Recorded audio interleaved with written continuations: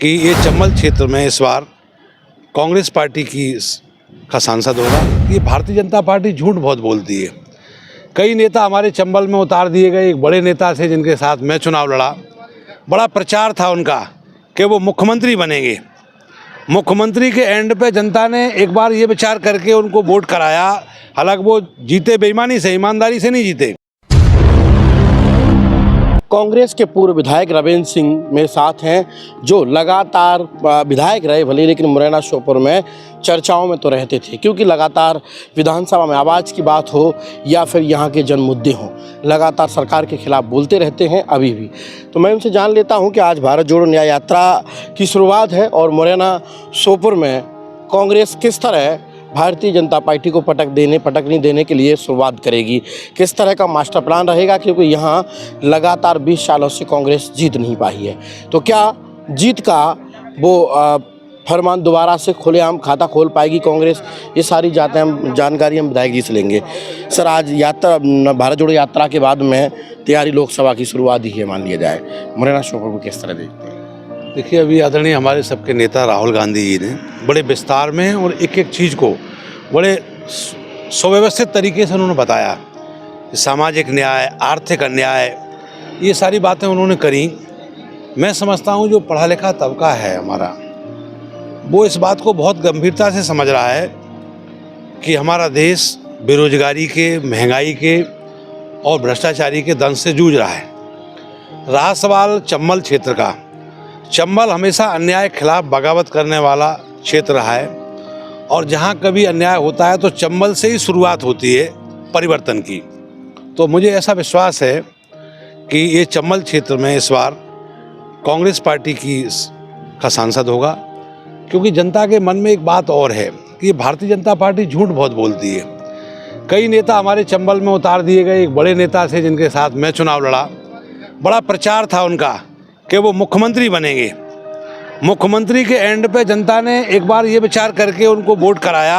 हालांकि वो जीते बेईमानी से, ईमानदारी से नहीं जीते, लेकिन जनता में ये प्रचार करके, धोखा दे करके जनता के साथ ये छलावा हुआ। इस बात की भी नाराज़गी है। भारतीय जनता पार्टी के 20 साल, 18 साल मुख्यमंत्री रहे शिवराज सिंह जी, दूध की मक्खी की तरह निकाल के फेंक दिया। ये तानाशाही जब उनके दल में चल रही है तो विपक्ष के अंदर तो ये है, विपक्ष को तो बोलने नहीं देते, आवाज़ नहीं उठाने देते। और अगर हम कुछ आवाज़ उठाते हैं तो तमाम जो उनके सरकारी तंत्र है, सीबी, ईडी, सीबीआई, ये सारे लोगों को पीछे लगा दिया जाता है। तो लोकतंत्र का जिस प्रकार से गला घोंटा जा रहा है, इससे आम जनता में कहीं ना कहीं भय का वातावरण है। इसलिए कांग्रेस पार्टी को लोग चुनना चाहते और मुझे विश्वास है कि कांग्रेस की सरकार भी आएगी और सांसद भी कांग्रेस का होगा मुरैना। अच्छा, यहाँ दावेदारी आप भी कर रहे हैं कांग्रेस से, आपको अगर मौका मिलता है तो आप अपना जीत का रास्ता किस तरह देखते हैं? किस तरह यहाँ भारतीय जनता पार्टी को आप टक्कर दे पाए? मैं भारतीय जनता पार्टी के लिए हराने का सीधा सा फंडा है। जनता के बीच में जो रहता है, जनता की जो आवाज़ उठाता है, जनता की जो बात सुनता है, जनता उसको वोट करती है। हमारा ज़मीनी धरातल पे काम है, हर वर्ग में हमारा लगाव है और जनता का लगाव मेरे से है। जनता इस बात को भलीभांति जानती है कि रविंद्र सिंह भिड़ौसा एक ऐसा व्यक्ति है जो निर्विवाद है, निष्पक्ष है और अपनी बात कहने में पूरी तरह से सक्षम है। अगर एक बार अवसर मिलता है तो निश्चित रूप से चंबल क्षेत्र को विकास की धारा में जुड़ने का अवसर मिलेगा। और मैंने कई मुद्दों में विधानसभा के अंदर, मीडिया में आज भी बोलता हूँ, ये चंबल के साथ लगातार अन्याय हो रहा है। यहाँ हमको डाकू बदमाश कह के नवाजा जाता है। हिंदुस्तान के हम किसी क्षेत्र में चले जाएं तो ये कहा जाता है कि चंबल से आए तो हम डाकू बदमाश हो गए। हमारे बच्चों को, हमारे जो नौजवान हैं जो नौकरी करने जाते हैं, उनको रहने के लिए कमरा भी नहीं मिलता। और यहाँ से 2000 किलोमीटर की दूरी पे दिल्ली, मुंबई, कोलकाता, पूना, हैदराबाद, सूरत, बड़ौदा, अंकलेश्वर, अहमदाबाद जाकर के छोटी छोटी नौकरियाँ करते हैं। मैं कहता हूँ डबल इंजन की सरकार है भारतीय जनता पार्टी की, तो यहाँ इंडस्ट्रियल कॉरिडोर की नींव क्यों नहीं रखी जा रही? यहाँ उद्योग धंधे क्यों नहीं लगाए जा रहे? अगर यहाँ उद्योग धंधे लगे तो लोगों को, नौजवानों को रोजगार मिलेगा। और अगर हमें पार्टी अवसर देती है, चंबल क्षेत्र के लोग मौका देते हैं, तो यही बात मैं सदन में पूरी दमदारी से रखूँगा और ये करवाऊँगा।